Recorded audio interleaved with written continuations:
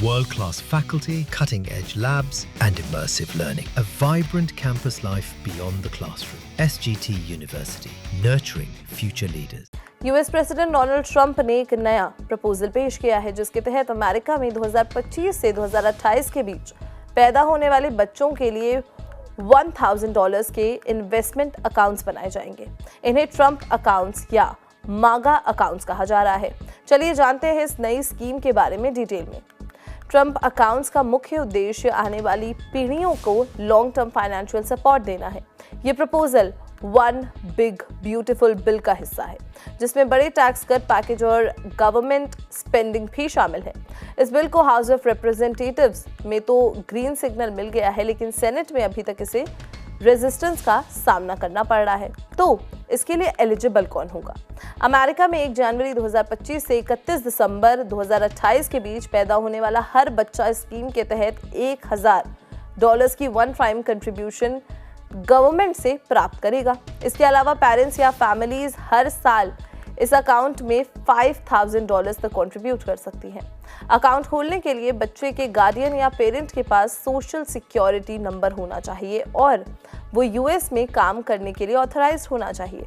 ये funds US stock index में invest किए जाएंगे और मार्केट के साथ बढ़ेंगे।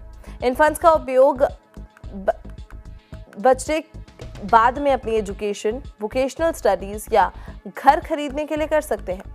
अब बात करते हैं विड्रॉल्स की।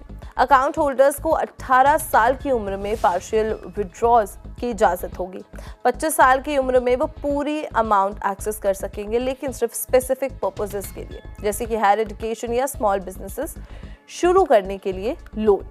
और 30 साल की उम्र में फंड्स पर पूरा एक्सेस मिल जाएगा और वो इसे किसी भी उद्देश्य के लिए इस्तेमाल कर सकते हैं। अब जब तक बच्चा 18 साल का नहीं हो जाता, अकाउंट का कंट्रोल पेरेंट्स या लीगल गार्डियंस के पास रहेगा।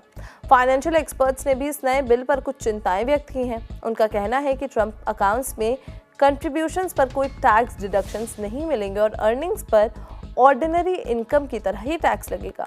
इसके विपरीत सेक्शन 529 जो एक टैक्स एडवांटेज सेविंग प्लान्स है, उसमें ज़्यादा फ्लेक्सिबिलिटी, ज़्यादा इन्वेस्टमेंट चॉइसेस और बेहतर टैक्स एडवांटेजेस मिलते हैं। फाइनेंशियल एडवाइजर एमी अब अपने क्लाइंट्स को 529 प्लान्स की ही सलाह दे रहे हैं। इस प्रोग्राम की लागत कितनी होगी, ये एक बड़ा सवाल है।